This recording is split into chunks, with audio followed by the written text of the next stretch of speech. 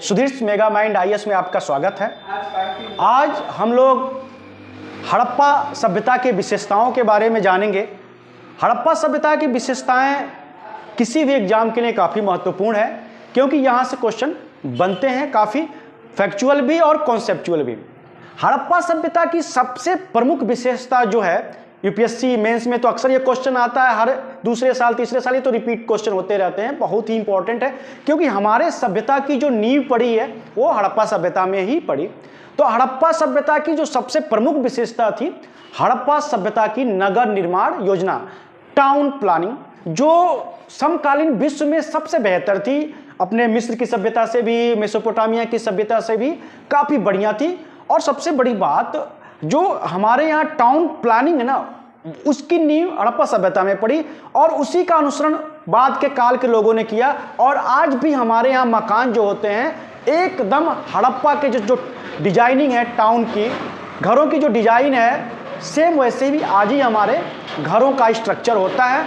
तो आइए इसको जानते हैं। हड़प्पा सभ्यता सबसे समकालीन सभी सभ्यताओं में सबसे बड़ी सभ्यता थी।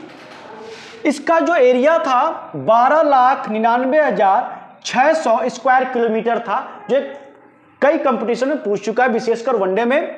और ये जो सभ्यता थी मिस्र से 20 गुना थी और मेसोपोटामिया की सभ्यता से 12 गुना थी। तो इतनी महत्वपूर्ण हमारी ये सभ्यता, इसीलिए ये इतनी महत्वपूर्ण है और हर कंपटीशन में इससे क्वेश्चन पूछे जाते हैं। तो इसकी टाउन प्लानिंग की सबसे बड़ी जो विशेषता थी नगर निर्माण योजना की, कि हड़प्पा सभ्यता यानी सिंधु घाटी सभ्यता के जो नगर थे वो दो भागों में बटे हुए थे। मतलब हड़प्पा सभ्यता में विभाजन था, लेकिन वो विभाजन आज की तरह धार्मिक या जाति आधार पर नहीं था, वो विभाजन आर्थिक आधार पर था।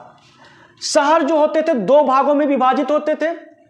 पश्चिम भाग, जिसे हम पश्चिमी भाग या सिटाडेल दुर्ग कहते थे, यहाँ पे शासक वर्ग, अमीर वर्ग, उद्योगपति यानी एलिट क्लास के लोग, कुलीन वर्ग के लोग रहते थे पश्चिमी भाग में। और दूसरा होता था पूर्वी भाग। पूर्वी भाग जो निचला नगर भी कहा जाता था, इसमें गरीब मजदूर ये रहते थे। कभी कभी जो पश्चिमी भाग है जहाँ शासक वर्ग रहता था वो चबूतरे पे बना होता था, तो उसकी ऊंचाई थोड़ी ज़्यादा होती है। वो एक तरीके से ये ऊंचाई अपने प्रभाव को दिखाने के लिए होती थी। हड़प्पा सभ्यता के जितने नगर हैं उनमें एक रूपता नहीं थी, विभाजन भी एक जैसा नहीं था। विभाजन तो था लेकिन एक जैसा नहीं था। तो यहाँ से क्वेश्चन ये बनता है कंपटीशन में, कौन सा नगर दो भागों में विभाजित था, कौन सा नगर दुर्कृत था, कौन सा नगर दुर्कृत नहीं था। तो आइए जानते हैं। हड़प्पा और मोहनजोदड़ो के जो नगर थे दो भागों में विभाजित थे, लेकिन सिर्फ पश्चिमी भाग ही दुर्गीकृत था, यानी पश्चिमी भाग के चारों तरफ किला बनाए गए थे, शासक वर्ग ने अपनी सुरक्षा के लिए बनाए थे। और पूर्वी भाग जहां आम जन रहते थे उनको दुर्गीकृत नहीं किया गया था, छोड़ दिया गया था। उसके बाद कालीबंगा के जो शहर है वो भी दो भागों में विभाजित थे, लेकिन इस शहर की सबसे बड़ी विशेषता क्या थी कि दोनों शहर अलग अलग दुर्गीकृत। पश्चिमी भाग भी, शासक का एरिया भी दुर्गीकृत था और आम जनों का एरिया भी दुर्गीकृत था। तो ये अगला है लोथल और गुजरात में स्थित सुरकोटदा। सबसे कमाल की बात है कि ये यहाँ पर भी दो नगर विभाजन था, उच्च नगर और निचला नगर, और दोनों नगर एक ही दीवार से दुर्गीकृत हैं, जो अक्सर कंपटीशन में पूछता है। और ये कहीं न कहीं ये दिखाता है कि यहाँ शासक वर्ग और आम जनों में अच्छी ट्यूनिंग थी, अच्छा संबंध था। हड़प्पा सभ्यता का एकमात्र नगर है धौलावीरा, जो दो भागों में नहीं बल्कि 3 भागों में विभाजित है और तीनों भाग दुर्गीकृत हैं। इतिहासकारों का यह मानना है कि जो बीच वाला भाग है वो बाजार हो सकता है। खैर, ये तो थी हड़प्पा सभ्यता के नगरों की स्थिति दो भागों में। अब देखते हैं कि हड़प्पा सभ्यता के जो बिल्डिंग बने हुए थे वो किस मेथड से बने हुए थे। तो हड़प्पा सभ्यता के जो बिल्डिंग बने हुए थे, आज की तरह वहां पक्की ईंटों का प्रयोग किया जाता था, पकाई गई ईंट, लेकिन वो ईंट आग से नहीं बल्कि धूप में पकाई गई होती थी। और यहाँ पे इंग्लिश बॉन्ड पद्धति का प्रयोग किया जाता था। जैसे आजकल मकान बनते हैं ना, एक दो सीधे, बीच में खड़ा, और फिर उनको ऐसे बनते हैं। एकदम यही पद्धति पे उस जमाने में भी मकान बने थे जैसे आज बनते हैं, एक सीधा, नीचे सीधा, बीच में खड़ा, ऐसे डाल के बनते हैं। इसको कहते हैं इंग्लिश बॉन्ड पद्धति। तो उस पद्धति पर मकान बने थे, मतलब आज के ही जैसे। और उनको आज के लिए जैसे सीमेंट का प्रयोग करते हैं हम लोग चुनाई के लिए, उस समय में मिट्टी का गारा और जिप्सम का प्रयोग होता था चुनाई के लिए। हड़प्पा सभ्यता भवनों के बाद जब हम हड़प्पा सभ्यता के विशेषताओं पर ध्यान देते हैं तो हमें सबसे जो अच्छी चीज दिखाई देती है उस नगरों में सड़क व्यवस्था, रोड। हड़प्पा सभ्यता के रोड जो इतने बढ़िया थे कि आज विकसित देशों में उसी तरह के रोड पाए जाते हैं। भारत में तो खैर कम ही पाए जाते हैं, लेकिन हमारे हड़प्पा वासियों ने जो बेस्ट तरीका था सड़क निर्माण का उसको अपनाया था आज से लगभग 3-4 हजार वर्ष पहले, जो आज अमेरिका, इंग्लैंड वाले यूरोपीय देशों में वो पद्धति पाई जाती है।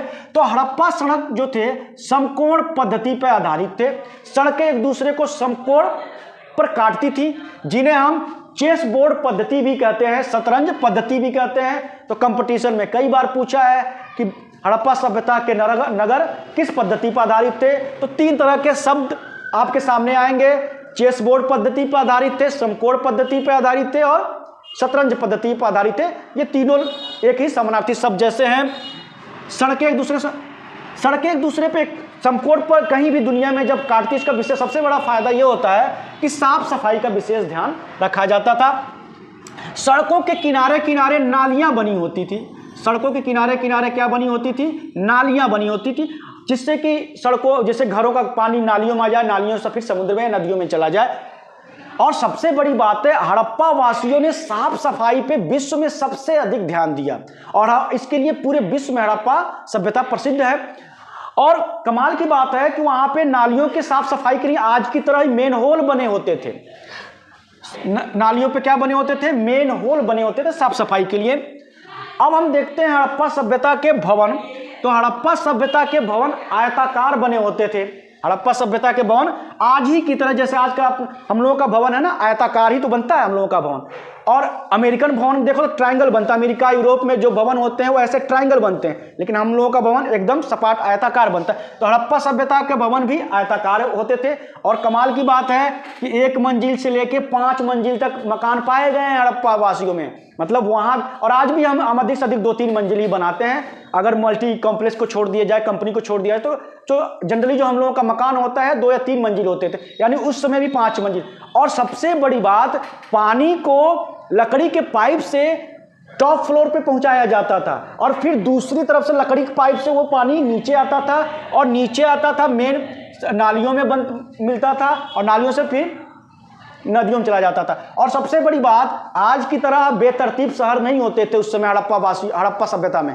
वो सड़कों के किनारे ही बसे होते, सारे जो घर होते थे सड़कों के किनारे ही होते थे। यानी हड़प्पा सभ्यता बेहतर नगर पद्धति थी जो आज भी अपनाई जाती है विकसित देशों में। तो इससे आप जान सकते हैं हड़प्पा सभ्यता कितनी विकसित थी अपने जमाने में।